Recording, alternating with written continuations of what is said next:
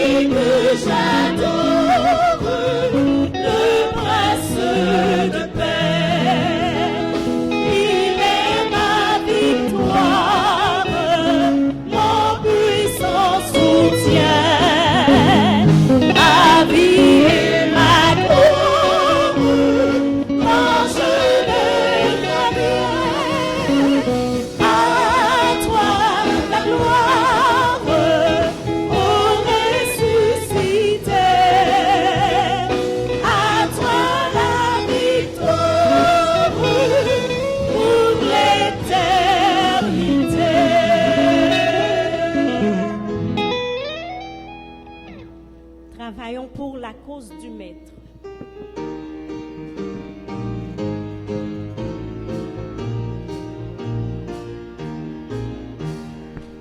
Travaillons pour la cause du Maître. Bientôt il apparaîtra.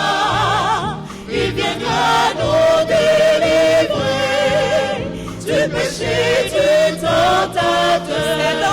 C'est en Jésus que la vie est belle, la vie est belle. Notre victoire est assurée, assurée. Notre bien est en lui seul. Jésus, tu es tout pour nous. Il y a de la joie en Jésus-Christ, la paix et la liberté, la douceur, la sainteté. Jésus, tu es tout pour nous. C'est en Jésus que la vie est belle, la vie est belle. Notre victoire est assurée, assurée. Notre bien est en lui seul. Jésus, tu es tout pour nous. Il y a de la joie en Jésus-Christ. Il y a de la paix en Jésus-Christ. Il y a de l'amour en Jésus-Christ. Jésus, tu es tout pour nous. C'est en Jésus que la vie est belle, la vie est belle.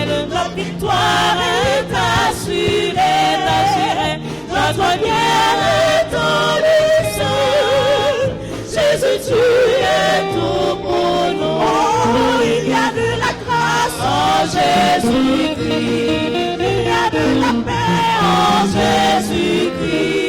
Il y a de l'amour en Jésus-Christ. Jésus, tu es tout pour nous. C'est en Jésus que la vie est belle. La vie est belle. La victoire est assurée. Notre gain est ton Jésus, tu es tout pour nous. Jésus, tu es tout pour nous. Jésus, tu es tout pour nous. Je vais vous asseoir. Je suis venu pour... Je ne saurais omettre, passer sous silence, deux personnes qui ont rendu un grand service à l'église. Elles ont agi dans l'ombre, on ne les voit pas, mais tandis qu'elles travaillent. Je voudrais parler de cet homme. Il s'appelle Frère Pierre Michel. Qu'est-ce que vous dites, frères et sœurs? Amen. Responsable de communication, sonorisation. C'est lui qui prépare le message du pasteur. Quand je dis préparer, c'est-à-dire le fait de présenter ça sous forme de PowerPoint. C'est lui qui prépare ça. Et non seulement ça, il travaille, il acharnement. Vous ne le voyez pas visiblement à l'église, mais au coin, au fond, il travaille. Vous avez apprécié son travail? Amen. Merci, Amen. merci, merci. Et je vous présente une dame. C'est la ministre intérieure. Celle qui a nourri le pasteur de la conférence.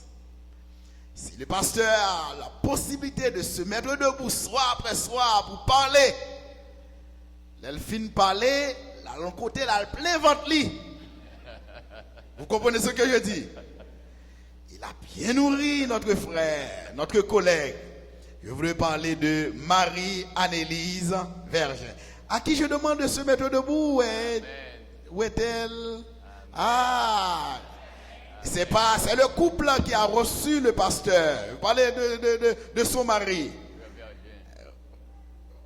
Merci, merci. Et je demande à l'église entière d'agiter la main. Merci, merci. Merci beaucoup. Elle était avec moi, c'est elle qui était avec moi pendant la campagne organisée à Saint-Léonard. Elle avait mis encore son talent au service de l'église La Fontaine. Merci, merci. Je vous souhaite bonne prédication. Que le repas soit bien écouté, bien consommé, et que cela soit pour votre santé spirituelle. Merci.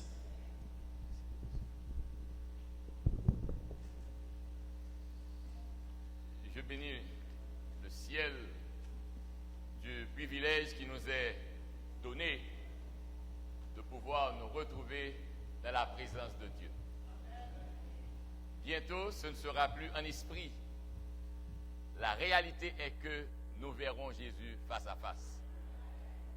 De ses mains, nous recevrons la couronne. À ses pieds, nous la déposerons. Et avec les anges, nous chanterons le nouveau cantique. Je ne peux commencer ma méditation sans que je ne prenne le temps de remercier le pasteur de l'église. Ce n'est pas une tâche facile de diriger un district et d'être en campagne d'évangélisation. Et il arrive où, au cours de cette campagne, le pasteur a été tiraillé. Il a eu beaucoup à faire, mais le Seigneur pourvoit toujours aux besoins de ses enfants. Je remercie également le corps pastoral. Je peux confesser, quand je regarde à la surface, c'est une église qui démontre un esprit de collaboration. Que Dieu prenne note de votre esprit de soutien, de support, d'harmonie. Et rappelez-vous qu'en toutes circonstances, il faut garder cet esprit, car Dieu n'est pas dans la division, Dieu est dans l'unité. Je veux remercier 3 personnes que j'ai vues officiellement quand je suis arrivé ce samedi matin. L'avion a atterri, il était 1h40 et vers 2h du matin, je sortais. Il s'agissait de l'ancien, le trésorier de l'église, frère Gustave Louis, et de sa belle-mère, sœur Annelise Vergien, et de frère Vergien. Je dois beaucoup à cette famille, parce que le pasteur l'a si bien dit, sœur Vergien croyait exercer un art que peut-être il me faudrait recourir à l'académie pour accepter un néologisme afin de pouvoir décrire cette performance avec laquelle elle a voulu exercer son art sur moi, mais je ne me suis laissé pas faire. Elle croyait qu'elle me ferait avoir un ventre arrivé à la bouche. Je lui ai dit, ça ne marchera pas. C'est vrai que je ne peux pas garder la ligne, mais je ne veux pas non plus avoir un ventre qui dépasse mon nez. Alors là, j'ai lutté, mais je dois être reconnaissant envers la famille Vergien pour les soins qu'ils m'ont prodigués. Frère Vergien est un homme paisible, calme et patient. Maintenant, tous les soirs, il m'attend que je finisse à 11h, que je finisse à 10h30. Maintenant, il m'attendra. Et il sera toujours patient sans jamais avoir démontré un air d'impatience. Frère Vergien, je te suis reconnaissant. Je suis reconnaissant envers l'Église, envers la famille Louis, Esther qui est née le même jour et le même mois que moi. Esther qui est fière d'être le produit du mois de juillet. Et je ne vais pas vous révéler le secret d'Esther, mais elle aurait fait comprendre que seules les belles personnes sont nées en juillet. En dehors de cela, il n'y en a pas. Alors, je partirai, je ne l'ai jamais su avant, mais je l'ai appris au cours de mon passage chez les Louis. Donc, Esther, je me le rappellerai toujours. Je suis reconnaissant envers Dieu. Il y a des noms que je ne pourrai oublier. Blaise Hakim est le premier à qui j'ai parlé. On se parlait au téléphone, mais on ne se voyait pas encore. Et je dois confesser que je me suis réjoui de la compagnie de vous tous, mais de la compagnie de ceux qui sont très proches de moi. Il y a un homme vers les 7h moins le 20, 7h moins le quart, que je sois à l'église en lui parlant ou que je sois en route en venant. Maintenant, je recevrai un coup de fil, il m'appellera et la question sera, pasteur, quel est le texte de ce soir? Jean-Robert Cicéron, ça a été un plaisir de te connaître, de te rencontrer, mais surtout, luttons ensemble pour que nous soyons dans le royaume de gloire. Le pasteur l'a déjà mentionné, l'ancien Pierre Michel, on ne le voit pas, mais tout se fait à travers lui. Donc que Dieu le soutienne, qu'il le bénisse. Et tous les anciens, je vous remercie pour votre sacrifice, car le travail de Dieu doit primer. Et vous avez prouvé que vous accordez de la priorité au travail du Seigneur. Nous avons fait ce que nous devions faire. Mais je ne veux pas dire que l'Esprit n'a pas travaillé. L'Esprit a travaillé. J'ai un ami qui m'a rappelé une leçon très importante alors que j'étais avec lui, nous étudions. Et quand je lui ai dit, j'aurais aimé te voir baptisé puisque j'ai eu le privilège de participer à ta conviction que le sabbat, c'est la vérité, que nous devons l'observer et que nous devons en fait, pas le sabbat, c'est pas le sabbat qui sauve, mais celui qui est sauvé doit observer les 10 commandements de Dieu. Ça doit être clair dans notre esprit. Les 10 commandements de Dieu. Si j'observe le sabbat et que je déchire le dos de mon semblable, le sabbat ne me sert absolument à rien. Si j'observe le sabbat et que je ne puis voir la femme de mes frères ou les femmes de mes frères, ou que sais-je, ça ne me sert absolument rien. Quand Christ pénètre notre vie, il nous transforme complètement. Et ce qui était un fardeau pour nous sans Christ devient les délices avec Christ. Donc, ce n'est pas nous qui nous sauvons, c'est Christ qui nous sauve. Il ne nous sauve pas dans le péché, mais il nous sauve du péché. Et quand nous sommes sauvés du péché, nous sommes habilités à observer la volonté de Dieu. Maintenant, je ne pourrais m'en aller sans ne pas dire merci au groupe qui a chanté ce matin, que ces jeunes continuent à chanter pour la gloire de Dieu. Je suis content de voir Romel, mon ami, de qui je garde encore de très bons souvenirs. Mais nous ne pourrons oublier le groupe de chantres. N'est-ce pas vrai? On nous fait chanter tous les jours. Et bien que je ne sois pas doué de l'habileté à chanter, mais je n'oublierai jamais, il y a de la joie en Jésus-Christ. Que Dieu vous bénisse tous. Merci, merci à vous tous. Mais le beau, c'est que bientôt, ce n'est pas un homme mortel, pécheur comme vous. Ce n'est pas un homme qui vous dira merci, mais c'est Jésus lui-même en personne qui vous dira merci pour avoir souffert sur la terre, avoir tenu ferme et avoir proclamé sa parole. Je dis également merci aux gens du transport, parce que certains amis sont venus, parce qu'il y a eu d'autres à aller les chercher. Donc, nous reconnaissons la valeur de vous tous. Que Dieu vous bénisse. J'ai des amis, des anciens membres d'église, ici présents. Je sais qu'ils sont venus me voir. J'apprécie leur présence. Et je veux dire ouvertement que je vous aime tous. Continuez à prier pour votre frère Jean Hercule, car au nom de Jésus-Christ, nous serons ensemble dans le royaume. Maintenant, je voudrais dire également à l'église que je parlais de mon ami là qui m'a enseigné, qui m'a rappelé une leçon importante.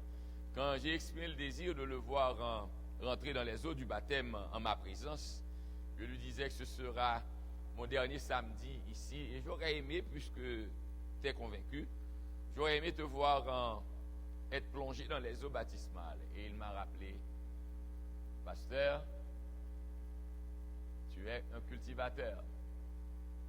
Certains jettent la semence, d'autres arrosent et d'autres cultivent. Je vous assure, ce n'est pas une manière de calmer ma conscience, mais c'est l'évidence.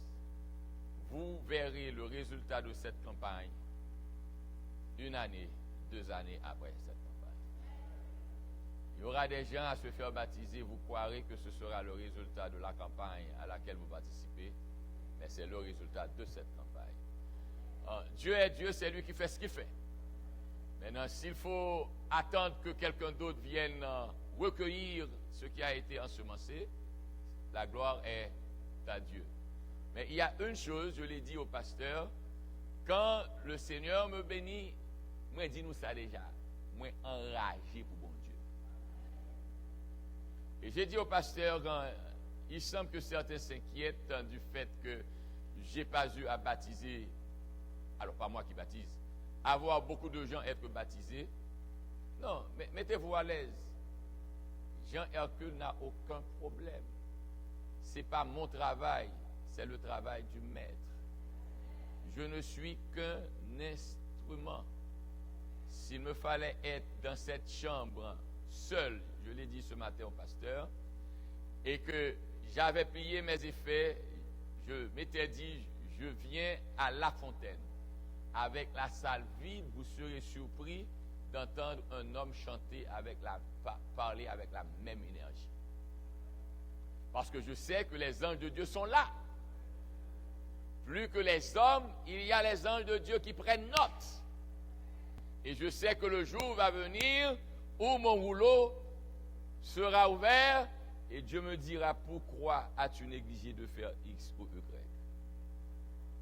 Il y a des âmes qui pourraient être dans les eaux du baptême si seulement nous avions fait un effort en plus. Et je m'étonne de voir que nous qui avons été baptisés et qui savons la valeur du Christ, je m'étonne de voir, d'apprendre, d'observer que nous ne sommes pas vraiment intéressés. Frères et sœurs, ça ne pas qui est fondamental, oui.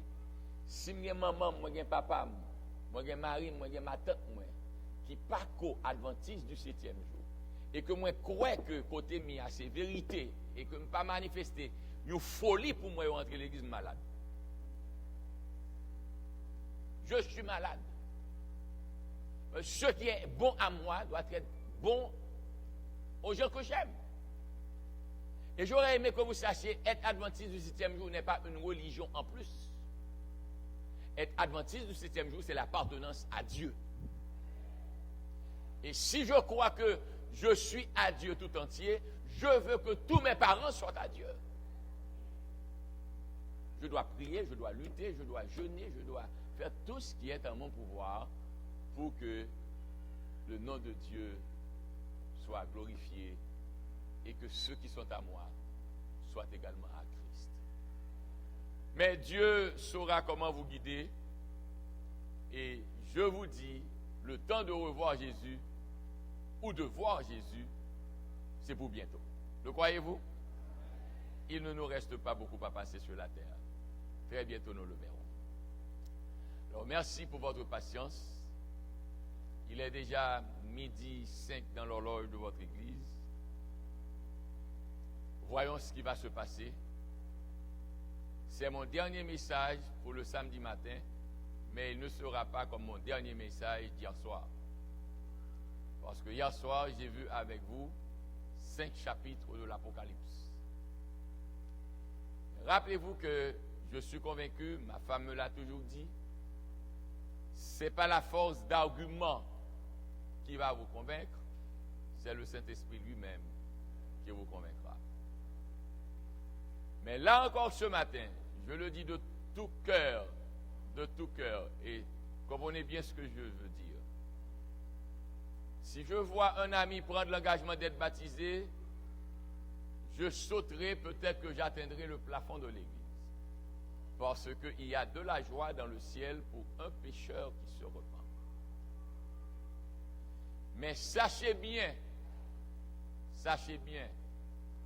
que Jésus lit les cœurs, Jésus sonde les cœurs et les reins. Et qu'il est possible maintenant ce matin que quelqu'un prenne sa position pour Christ.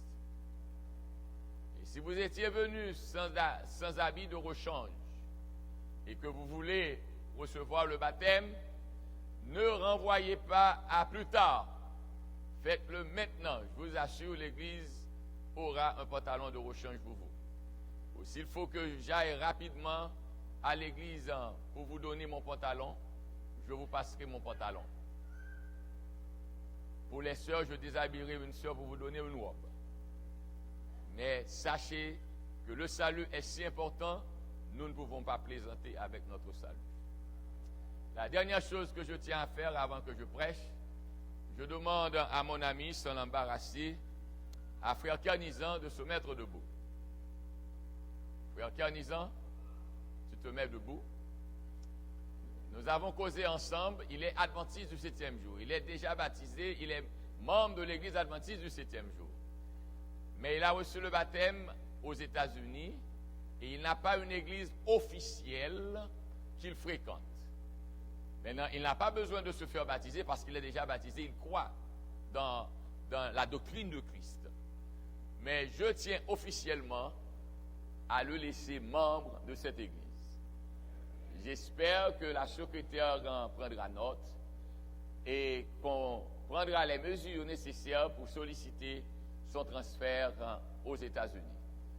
Nous avons causé et il m'a dit mercredi soir, Pasteur Toussaint, je te disais que vu la distance, je ne suis pas trop disposé à venir à la fontaine, mais j'ai finalement compris qu'il n'y a pas de distance pour Christ.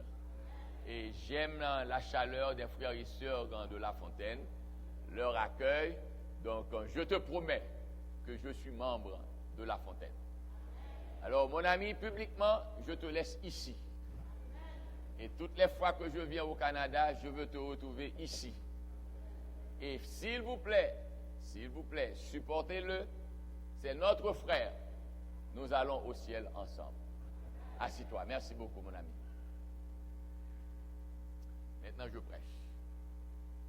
Et écoutez. Je vous lis d'abord Matthieu 24, versets 1 à 14. Comme Jésus s'en allait, au sortir du temple,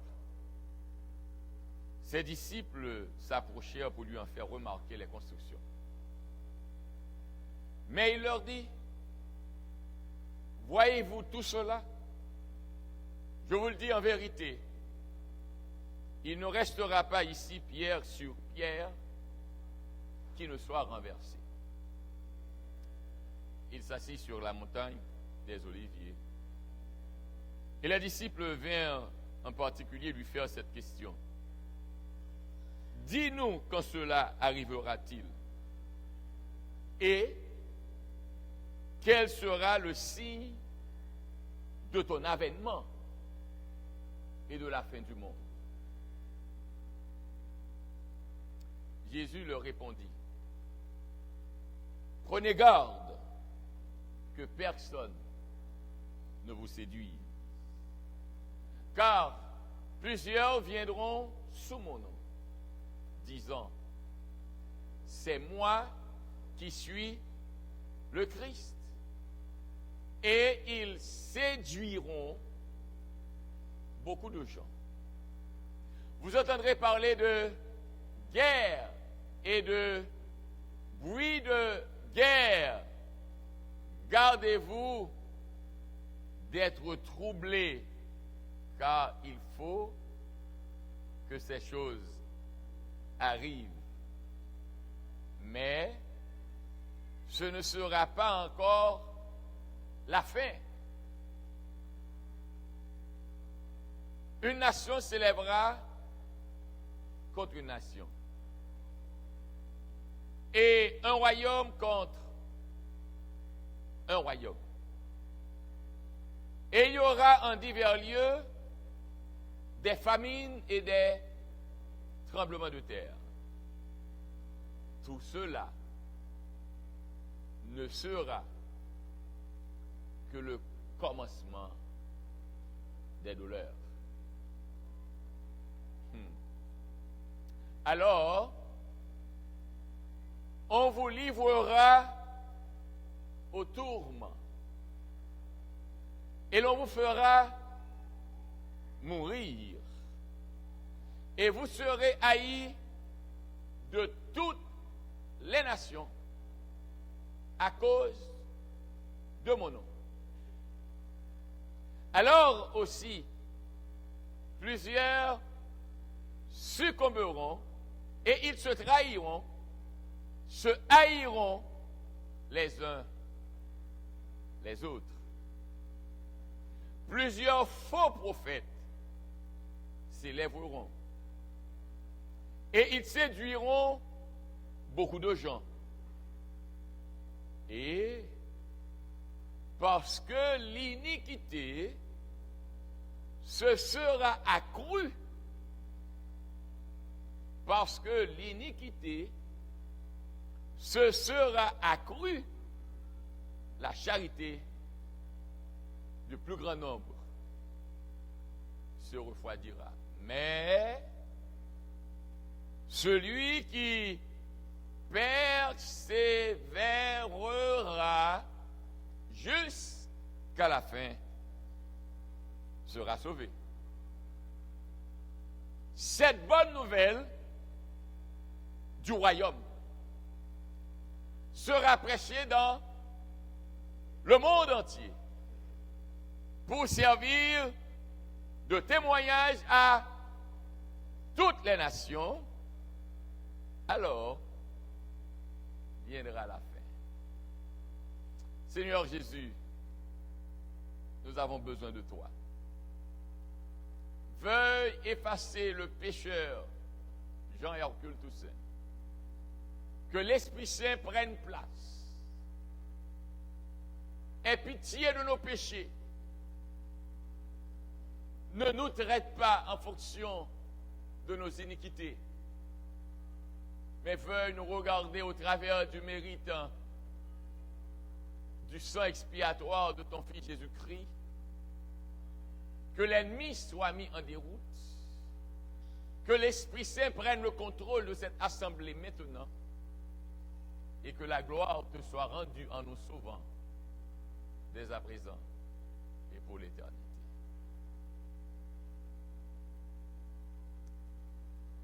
Considérons le texte qui nous déclare 7 bonnes nouvelles du royaume sera prêchée dans le monde entier pour servir de témoignage. Alors viendra la fin.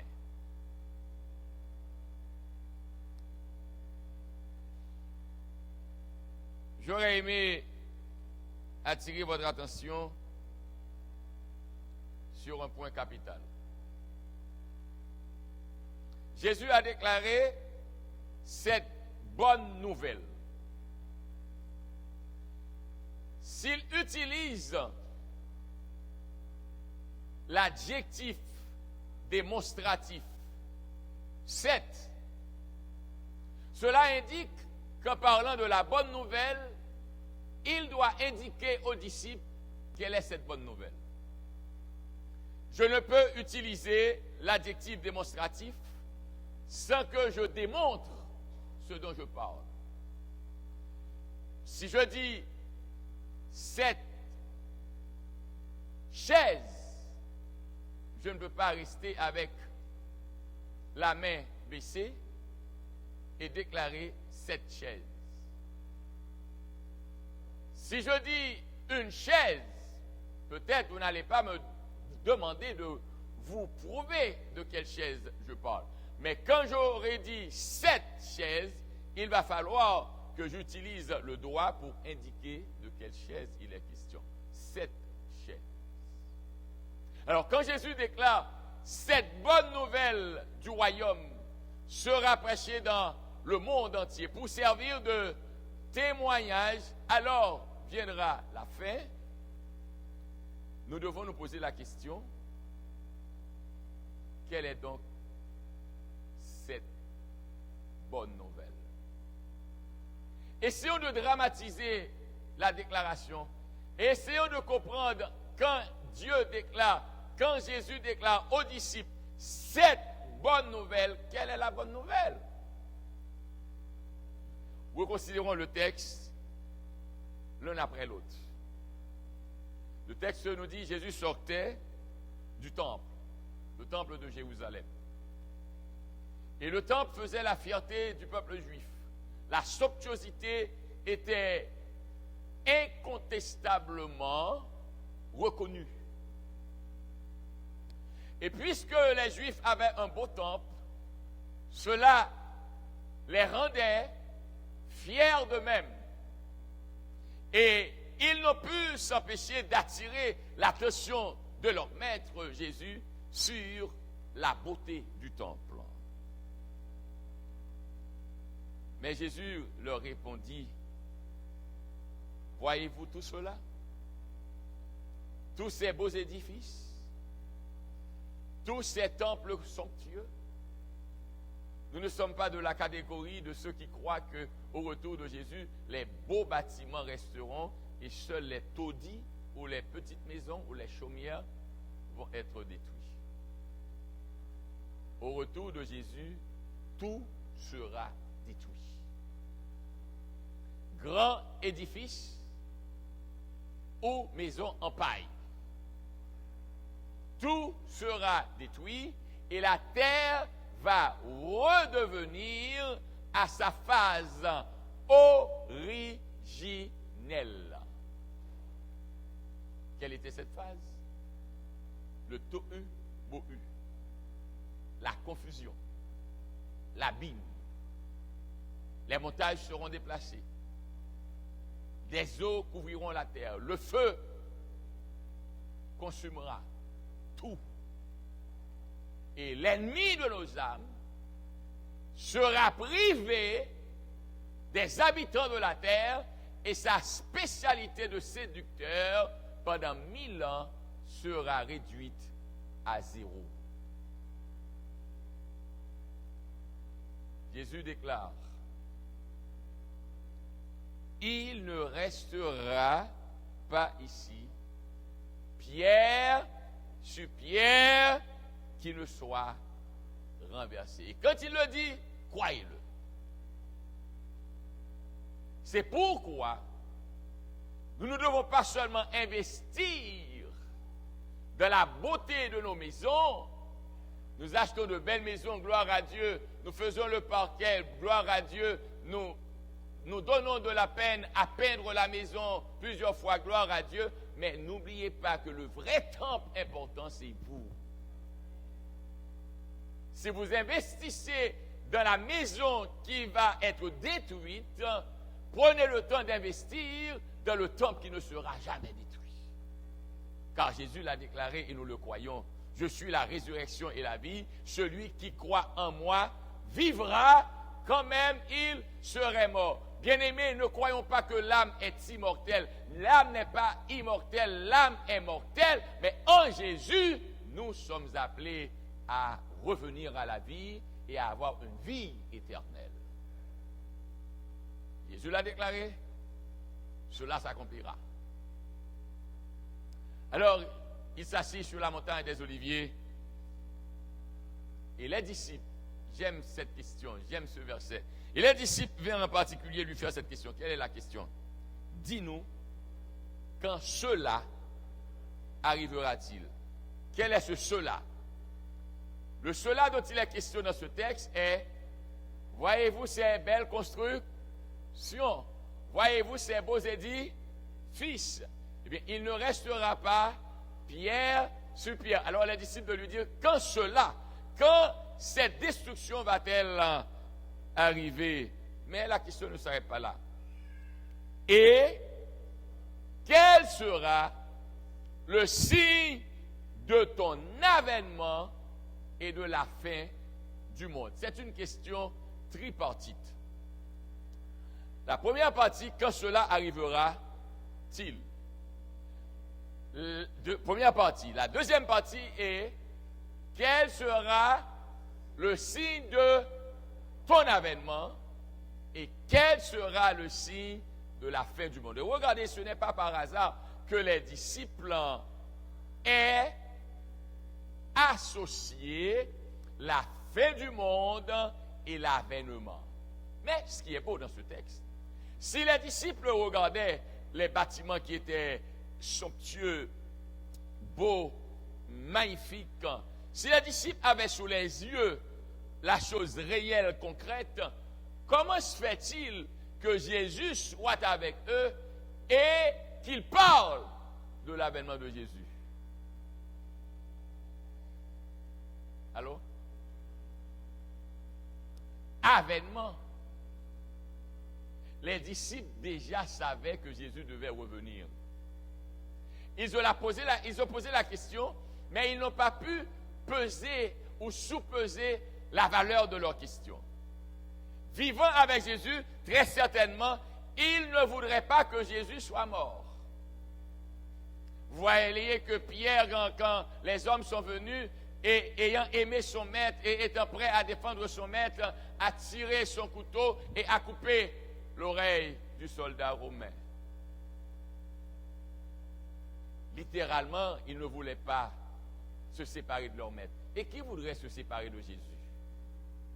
Il est si bon. Nous ne l'avons pas vu. Nous avons lu sa parole. Nous avons cru en lui. Aucun de nous qui a accepté Jésus ne peut dire qu'il l'a regretté. Jamais. C'est pourquoi je lui demande de m'accorder cette faveur. Quand tout sur la terre devra finir, la dernière note que je veux entendre résonner dans mes oreilles, c'est « Voici ton Sauveur. Il va revenir. Quel sera le signe de ton avènement?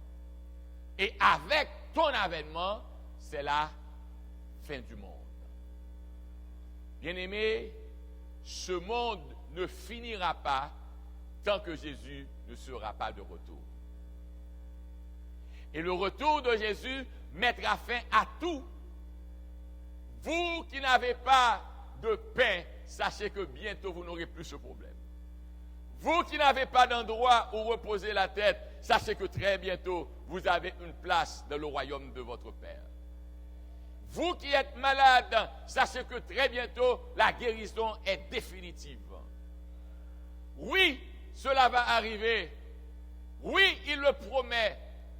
Il a dit qu'il va dresser son tabernacle encore avec nous et il n'y aura plus de soleil dans la nouvelle patrie car il sera notre lumière et il n'y aura plus ni deuil, ni douleur, ni souffrance, ni mort car c'est disparu. Et quand c'est disparu, ce n'est pas disparaître pour revenir, mais c'est disparaître à tout jamais. Alors, Jésus répond à la question des disciples. J'aurais aimé que vous participiez ce matin au sermon. Et la participation que j'attends de vous est pure et simple. Quand je lis le texte, vous me dites s'il s'agit d'une bonne nouvelle ou d'une mauvaise nouvelle. Allez-vous le faire pour moi? Je lis le texte et quand je m'arrête, vous me dites bonne nouvelle. Si ce n'est pas une bonne nouvelle, vous me dites également mauvaise nouvelle. Alors, allons ensemble. Jésus leur répondit, prenez garde que personne ne vous séduise, car plusieurs viendront sous mon nom disant, c'est moi qui suis le Christ, et ils séduiront beaucoup de gens.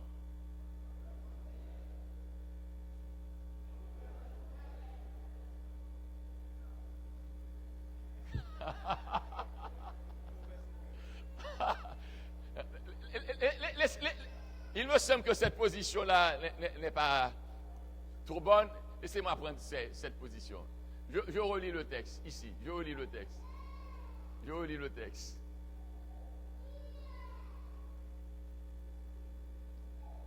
Êtes-vous prêts?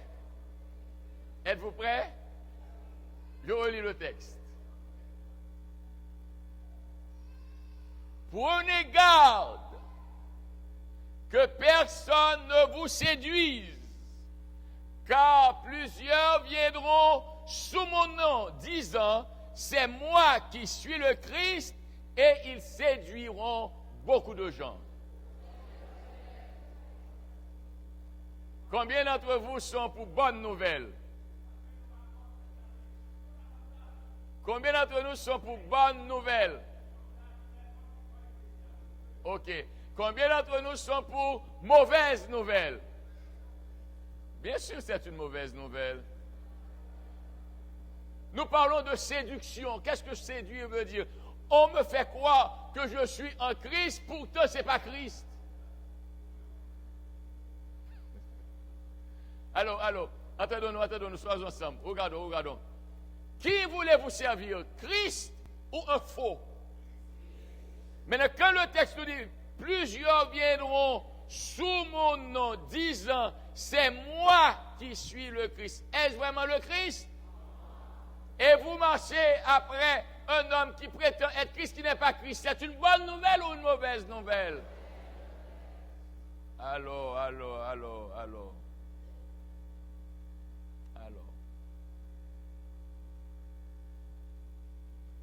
Vous entendrez parler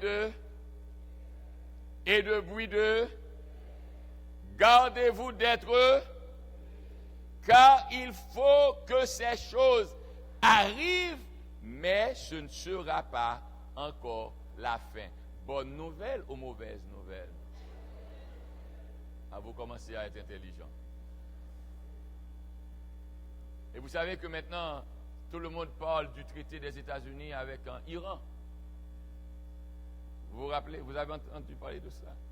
Et vous savez qu'il y a plusieurs sénateurs qui s'opposent à cette négociation. Et vous savez pourquoi que l'on est obligé de de s'entendre avec l'Iran, c'est parce qu'il est capable de construire des bombes meurtrières. Vous vous rappelez pourquoi les États-Unis ont invité les autres grands pays à se joindre à eux pour se rendre en Iran, pardonnez-moi, en Irak? C'est parce qu'on avait fait voir, c'est une scène que je n'oublierai jamais, à la télé, Colin Powell s'est présenté pour nous faire voir les bombes que possèdent les Irakiens. Mais on les cherche jusqu'à présent, on ne peut pas en trouver. Mais écoutez, Dieu a dit, ces choses doivent arriver. C'est Jésus, oui. Vous n'allez pas comprendre rien, petit papa. Quand Jésus parlait, même sous elle pour qu'on fait, il est déjà là, oui. Quand Jésus vous dit qu'il vous donne la vie éternelle, ou même frapper poitrine, nous réjouir dans Jésus, ou déjà sauvé, oui, qu'on va attacher à lui-même. Donc c'est une mot. Nous montrons. Nous gangou. Si nous ne pour nous, on ne pas finir pire. Nous le finissons matin vite. C'est une bonne nouvelle ou une mauvaise nouvelle? Alors, regardons cela. Une nation s'élèvera contre une et un royaume contre un, et il y aura en divers lieux des famines et des tremblements de terre. Tout cela ne sera que le commencement des douleurs. Bonne nouvelle ou mauvaise nouvelle? Vous avez raison, c'est une mauvaise nouvelle. Alors, on vous livrera au tourment et l'on vous fera mourir et vous serez haïs de toutes les nations à cause de mon nom. Alors aussi, plusieurs succomberont. C'est peut-être ça, nation, je me dis nous clairement, j'ai mis toute mon âme à vous le dire. J'aurais aimé être comme Paul, vous inviter à me suivre. Paul a déclaré aux Corinthiens, soyez mes imitateurs comme moi, je le suis de Christ. Mais nous vivons en un temps, pardonnez-moi mes chers pasteurs pour qui j'ai du respect, mais nous vivons en un temps où votre pasteur est votre conseiller, mais il n'est pas votre modèle. S'il a failli, s'il a commis une erreur, cela ne veut pas dire que Christ a failli dans votre vie. Votre modèle, votre référence est Christ. Et bénissons le Seigneur pour les bons pasteurs. Apprécions-les, prions pour eux, mais rappelez-vous quand la bataille deviendra dure, si un homme a failli, si un pasteur a échoué, si un pasteur a abandonné la foi, cela ne veut pas dire que Christ a failli dans notre vie. Je veux connaître Christ pour moi-même. Et je veux m'entendre avec tous mes frères. Mais n'oubliez pas que Jésus a déclaré, ils se haïront. Mes frères, ne l'oubliez pas. Le temps va venir où nos pires ennemis, nous les retrouverons à l'église. Et c'est pourquoi, ne soyons pas tristes, ne nous alarmons pas quand nous lançons l'appel à quelqu'un et que la personne refuse de se donner à Christ, quand nous ne savons pas pourquoi Christ l'a empêché. Je ne sais pas combien d'entre vous, vous avez le privilège de suivre les cours de marche à la piste, JA. Et quand nous enseignons ces choses-là, on nous disait que c'était pour la fin des temps, quand nous serons dispersés. Ne vous mettez pas à l'esprit que cela va rester ainsi, hein? Que vous pourrez avoir Jean Hercule avec Bible et puis YouTube, vous êtes sur le monde. Non, non, ça ne va pas rester ainsi. C'est pourquoi nous devons nous empresser de faire ce que nous avons à faire maintenant. Parce que la réalité, nous sommes assis là, nous ne savons pas, une seconde suffit pour que le décret soit pris et que la persécution commence. Alors on nous disait, quand vous serez isolés les uns des autres, vous saurez à partir de tels signes où trouver du secours. Et alors que nous étions dans la classe, je me rappelle encore cette question, jeune garçon que j'étais, Et j'ai dit, et s'il arrive que maintenant, au milieu de nous, certains laissent l'Église, nous connaissons la chose, nous connaissons les signes, et puis nous laissons l'Église, et nous devenons les persécuteurs. Et je n'ai pas oublié la réponse de mon instructeur, que je garde encore à l'esprit. Christ pourvoira. Vous n'avez pas à vous faire du souci de votre lendemain, mais vous avez à vous soucier de votre relation avec Jésus. Quand Jésus est en vous et avec vous, demain est assuré. Et même dans la souffrance, vous êtes protégés. Oh, qu'est-ce qu'il dit ainsi? Bien-aimés, Dieu peut décider ce que vous n'aimez pas, mais ce qu'il décide, c'est ce qui est meilleur. Comprenez-vous? Pierre, le serviteur de Dieu, on l'a crucifié comme son maître. Dieu ne ment jamais. Ce qu'il a dit, c'est accompli. On a crucifié Pierre et lui de dire, je ne suis pas digne d'être crucifié à l'instar de mon maître. S'il vous plaît, crucifiez-moi tête en bas. Jacques a été mis entre deux planches pour être scié.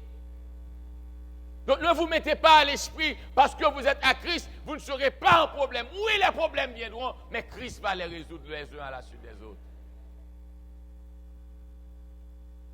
Bien-aimés, nous disons assez souvent, suivre Christ n'est pas facile, c'est une vérité. Mais suivre Christ, c'est une bénédiction.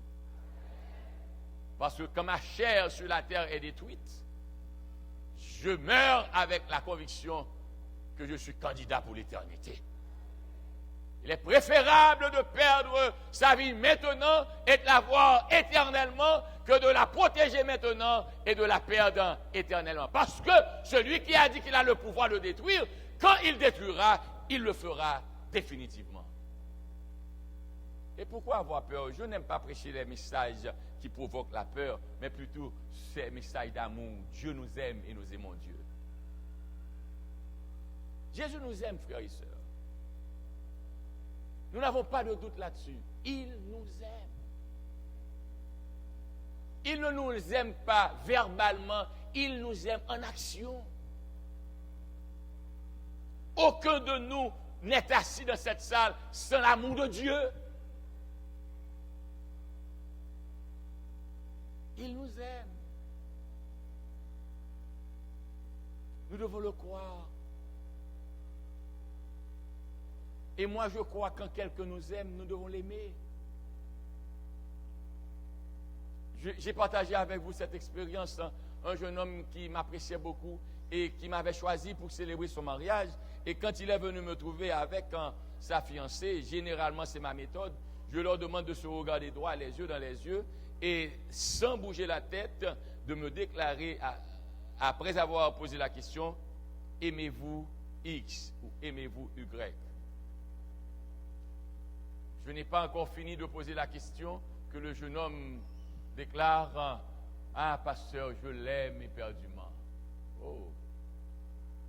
Et j'ai posé la question à la jeune fille, elle regardait le jeune homme et ne pouvait pas répondre. Et après quelques minutes, le jeune homme s'est empressé de dire, passe, pas fatigué, même s'il paraît même pour jambe bravure avec lui, l'après même quand même. Il dit, cherchez un autre pasteur, je ne vais pas célébrer votre mariage. Dieu ne rentre pas dans cette logique. Vous n'allez pas porter quelqu'un à vous aimer. La personne vous aime ou ne vous aime pas. Et là où on fait du lit, pas léo, petit tonton, pas fatigué, retirez corps. Si une femme vous aime, vous êtes béni. Vous pouvez dormir en paix. Mais si elle vous dit qu'elle ne veut pas de vous, n'argumentez pas.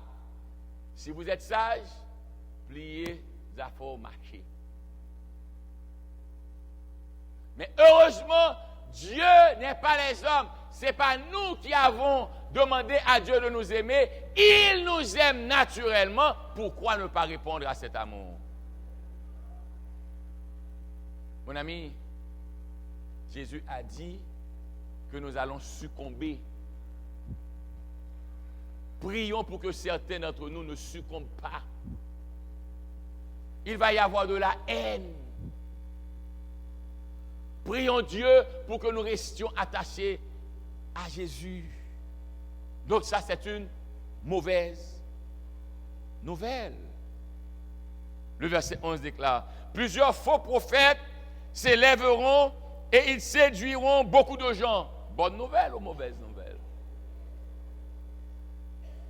Et le verset 12 déclare, « Parce que l'iniquité, pardonnez-moi, et parce que l'iniquité se sera accrue, la charité du plus grand nombre se refroidira. » Bonne nouvelle ou mauvaise nouvelle?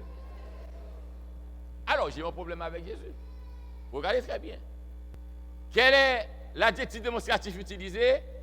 7. Et cela doit démontrer de quoi il parle. Mais quelle est donc cette bonne nouvelle? Y a-t-il là une bonne nouvelle? Le verset 13 déclare, « Mais celui qui persévérera jusqu'à la fin sera sauvé. » Bonne nouvelle? Bonne nouvelle? Celui qui persévérera jusqu'à la fin. Mon ami, vous ne pouvez pas être chrétien pour un temps. Vous ne pouvez pas être chrétien quand vous avez du travail. Vous ne pouvez pas être chrétien quand votre mariage a réussi. Vous ne pouvez pas être chrétien quand tout marche bien pour vous. Vous êtes chrétien dans les bons comme dans les mauvais jours. Le jour comme la nuit, vous devez être chrétien. Être chrétien ne commence pas et s'arrête en chemin. Être chrétien, c'est pour la vie. Ça, c'est une bonne nouvelle. Et cette bonne nouvelle dit, celui qui persévérera, celui qui tiendra ferme, celui qui n'aura pas failli, celui qui saura, même au moment où il a faim, Jésus peut pourvoir à ses besoins, et même si Christ ne pourvoit pas, il ne va pas lâcher. Celui qui persévérera jusqu'à la fin sera sauvé. Mais là encore, j'ai un problème avec vous, bien que vous m'ayez indiqué la bonne nouvelle. Pour moi, est-ce que Jésus, en disant celui qui persévérera jusqu'à la fin, et puis il peut prouver cela de son droit? Allô?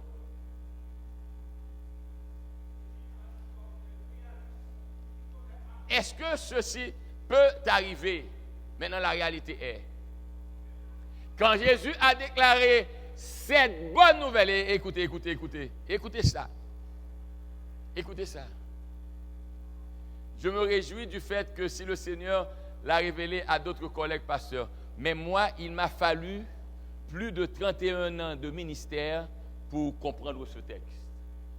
J'ai prêché, j'ai beaucoup prêché, j'ai mentionné le texte, mais je n'ai jamais compris comme je l'ai compris récemment. Écoutez ça.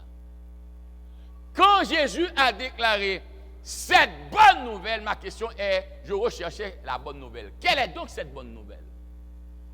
Et comme vous l'avez découvert avec moi, tout ce qu'il a mentionné, excepté un, demeure des mauvaises nouvelles. Alors, quelle est cette bonne nouvelle?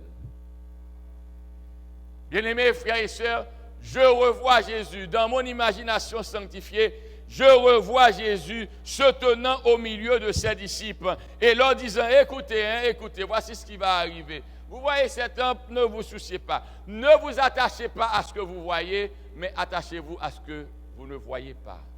Mais la bonne nouvelle n'est autre. La bonne nouvelle n'est autre.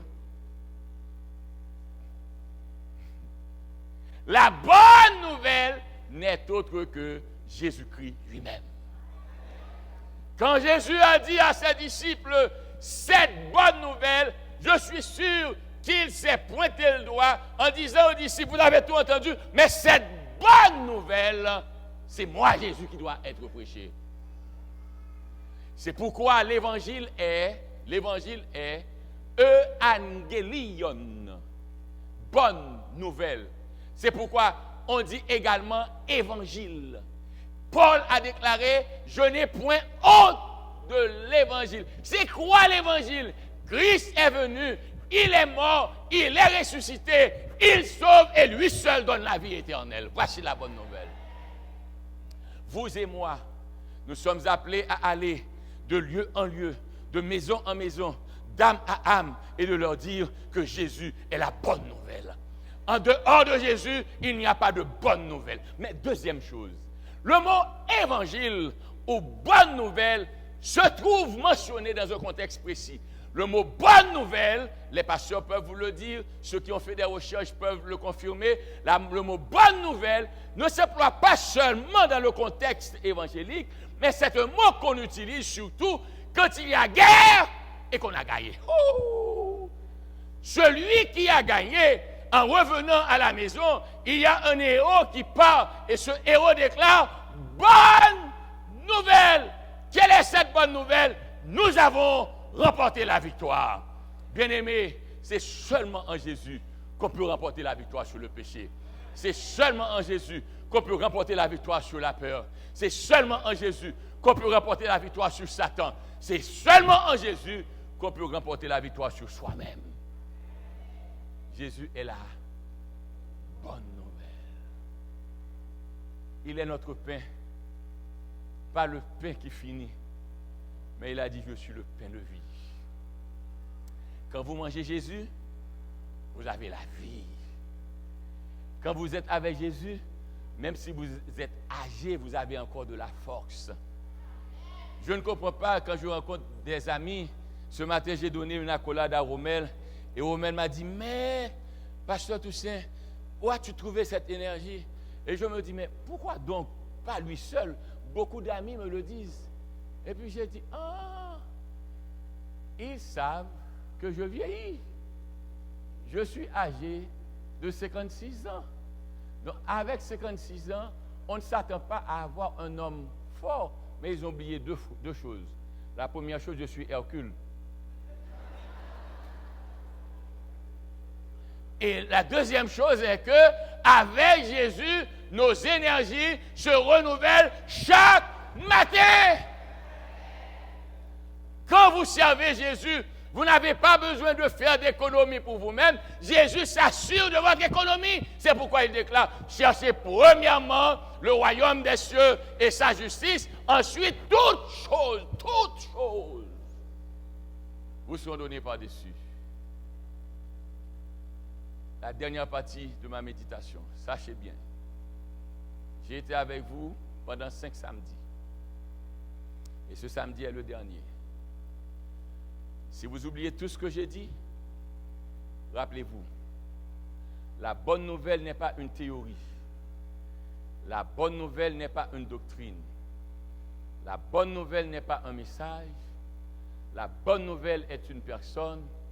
Et ce n'est pas autre que Jésus-Christ de Nazareth. Il n'y a pas plusieurs nouvelles. Il n'y a qu'un seul Jésus. C'est lui qui a déclaré, il y aura un seul troupeau et un seul berger. Il n'y a pas plusieurs Jésus. Il n'y a qu'un Jésus. Il ne peut y avoir plusieurs bonnes nouvelles. Il n'y a qu'une seule bonne nouvelle, et cette bonne nouvelle est Jésus. Et qu'est-ce que cela veut dire? Comment pouvons-nous paraphraser cela? Disons qu'il n'y a qu'un vainqueur, et ce vainqueur est Jésus. Vous me direz, mais Jean Hercule, comment pouvez-vous le prouver? Je vous le dirai, écoutez. Allons au ciel. Allons au ciel, il a créé un ange, il a donné de la gloire à cet ange, il lui a donné de la connaissance, et cet ange croyait pouvoir le dépasser. Sans discussion, sans colère, sans discrédit. Savez-vous, frères et sœurs, quand vous êtes chrétiens, vous n'avez pas le mal, naturellement, tendance, c'est dit mal tout le monde.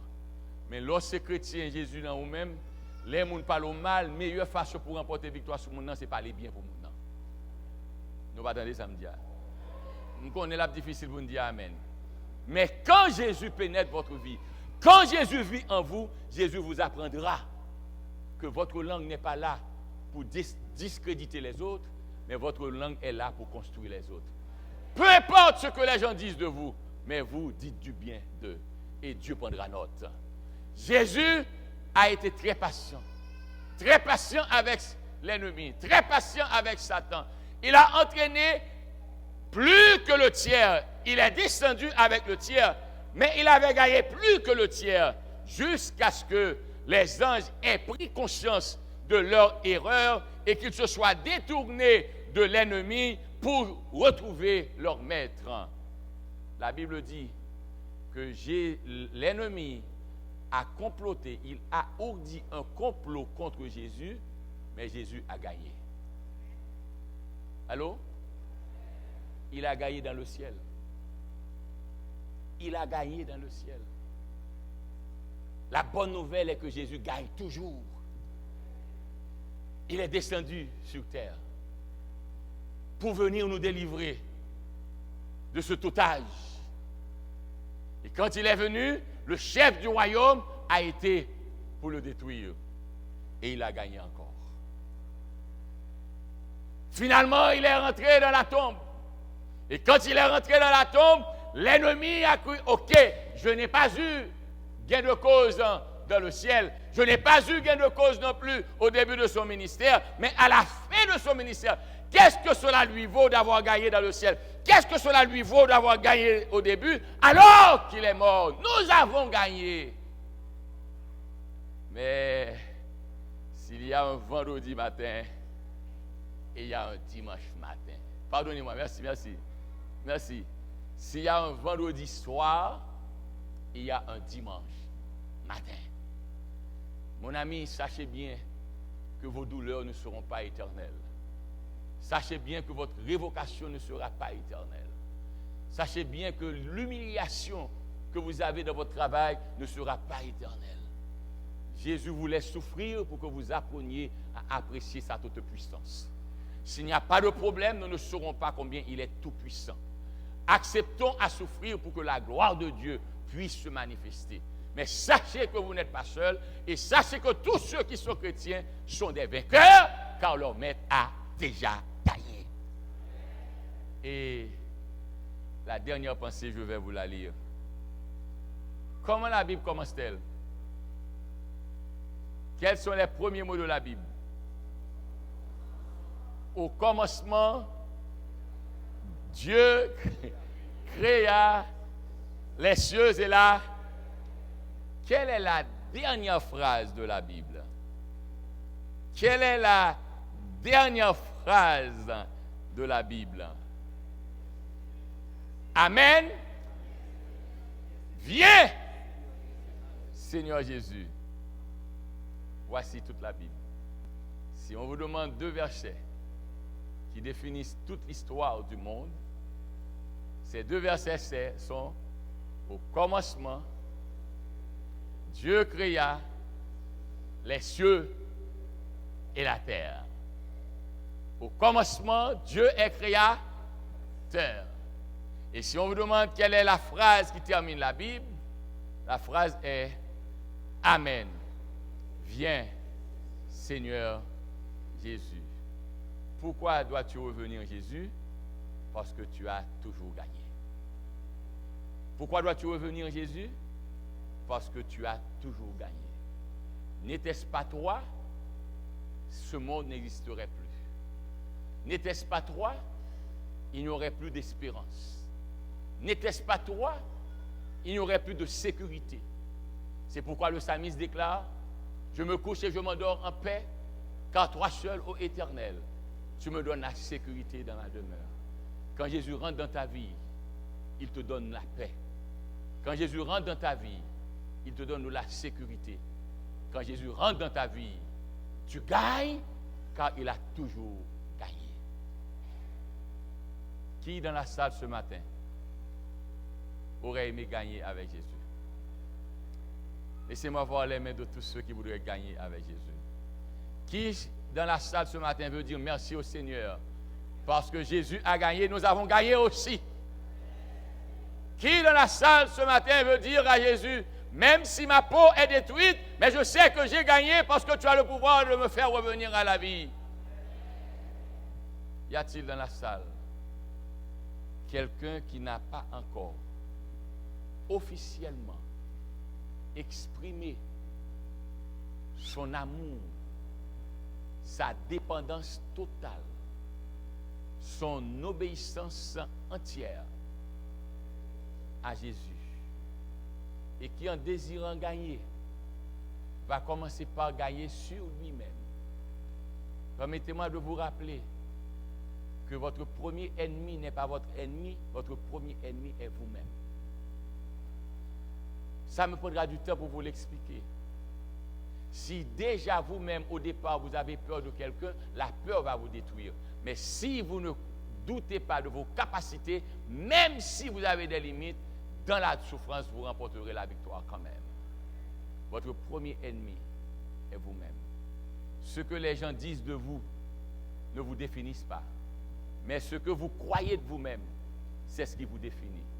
Votre premier ennemi est vous-même. Est-ce que ce matin, vous voulez remporter la victoire sur vous-même? Est-ce que vous voulez dire, je veux cesser d'avoir peur, je veux cesser d'avoir peur de marcher avec Jésus, je veux cesser de croire que c'est moi qui suis capable de résoudre mes problèmes? Il y aura des difficultés, Jésus les a définies, Jésus les a annoncées, mais il a conclu que cette bonne nouvelle, et cette bonne nouvelle est Jésus. Je veux réussir avec Jésus. Si vous êtes dans la salle, et que sincèrement, vous auriez aimé donner à Jésus la possibilité de prendre le gouvernail de votre vie.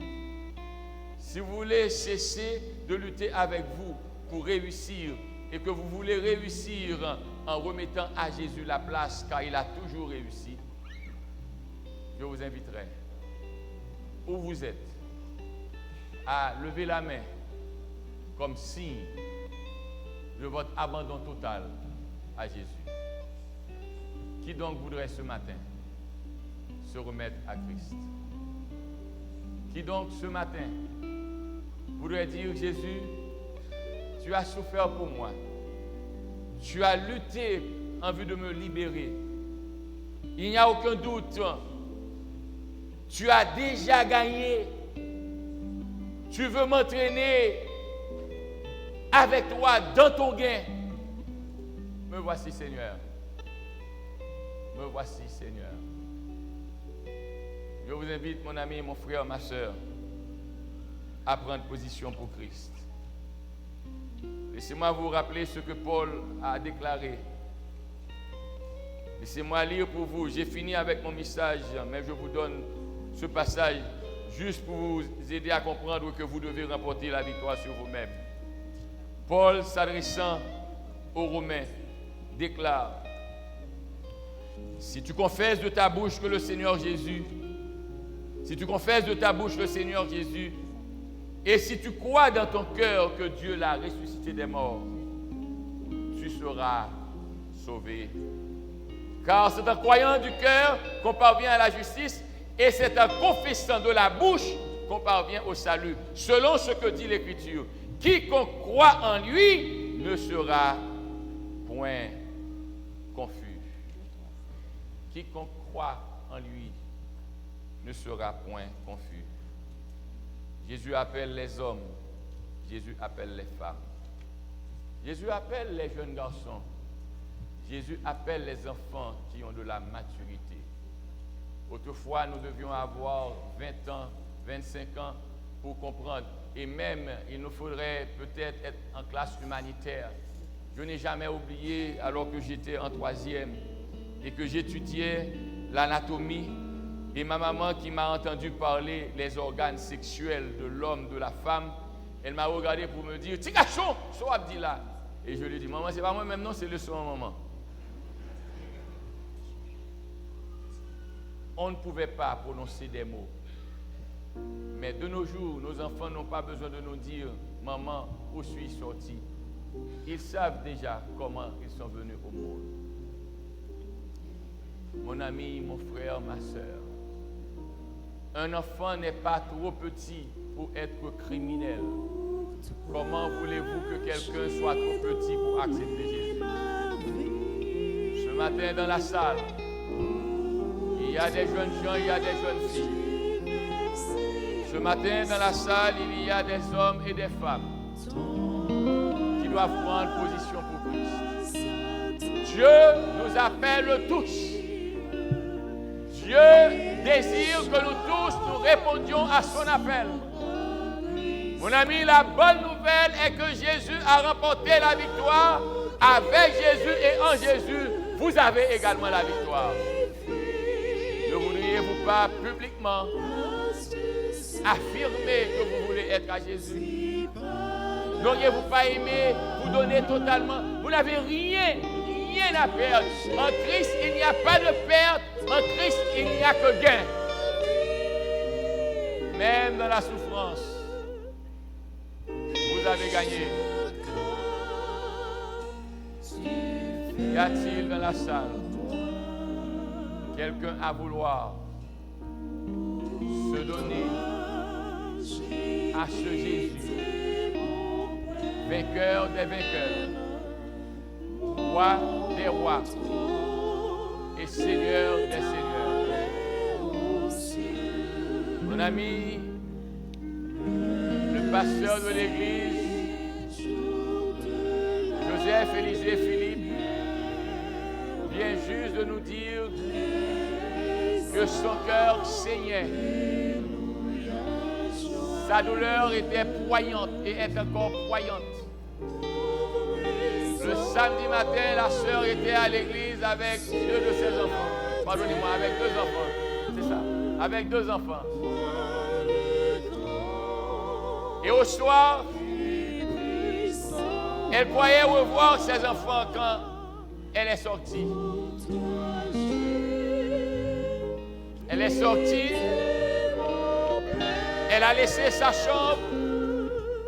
Très certainement, elle avait des choses dans la chambre. Et elle se disait que je finirai à mon retour. Mais voici qu'elle est partie. Et tout ce qui était dans la maison est resté dans le même état. Les enfants qu'elle aimait, seulement Dieu qui continuera à prendre soin d'eux. Je vous en supplie. Vous n'avez pas de pouvoir sur vous-même. Vous voyez le temps présent que vous avez, mais vous ne savez pas ce qui va arriver la seconde d'après. Maintenant ou après, Jésus est toujours là. Mais la réalité est de prendre Jésus maintenant et de finir avec lui. Mon frère, ma soeur, très certainement, il y a l'un d'entre vous, vous luttez avec vous-même. Vous résistez à l'appel de Dieu. Écoutez la voix de Jésus qui vous invite à venir gagner avec lui, à venir le retrouver pour être vainqueur.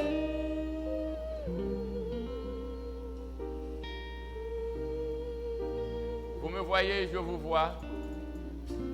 Et certains d'entre vous, je ne vois même pas leur visage par rapport à la distance ou à la distraction. Mais Jésus vous voit où vous êtes. Je vous ai parlé pendant 5 samedis. Oui, je me rappelle les noms de certains, mais je n'ai pas les noms de tous à l'esprit. Mais Jésus connaît vos noms, Jésus connaît votre adresse et Jésus sait ce qu'il veut de vous. Je vous invite maintenant à prendre position pour Christ. Qui sera la dernière décision pour Christ? Qui donc va se donner ce matin au Seigneur? Qui veut prendre position pour le Seigneur et déclarer publiquement: je veux de ce Jésus qui a toujours remporté la victoire?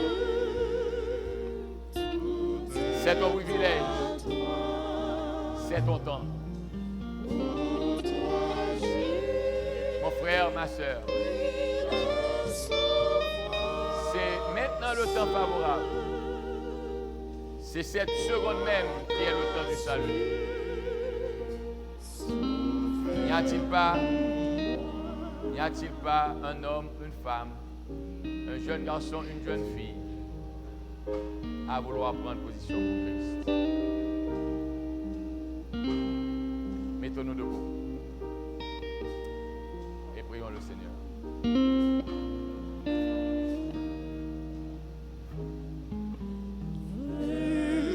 Veux-tu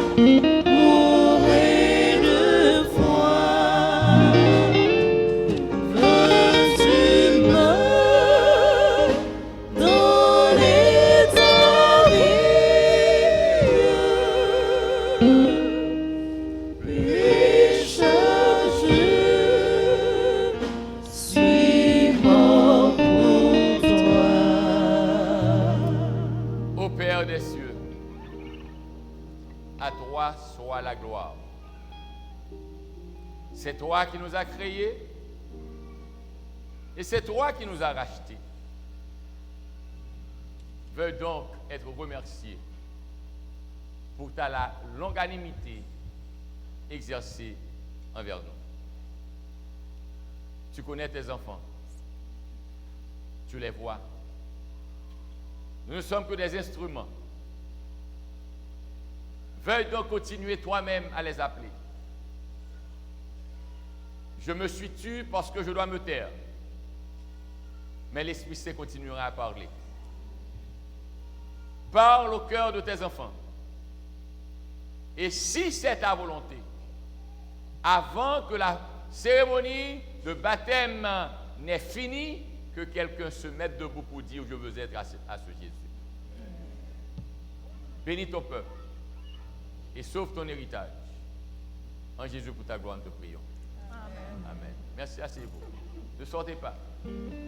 Le pasteur de l'église avait dit que le premier ancien va venir. Participons. Ne sortez pas, frères et sœurs, on est encore dans le culte d'adoration. Le premier ancien va prendre la parole pour vous présenter les candidats, le vœu baptismal et la présentation des candidats. Donc, chers frères et sœurs, chers amis, le temps nous fait la guerre, mais nous sommes pour la paix, n'est-ce pas vrai?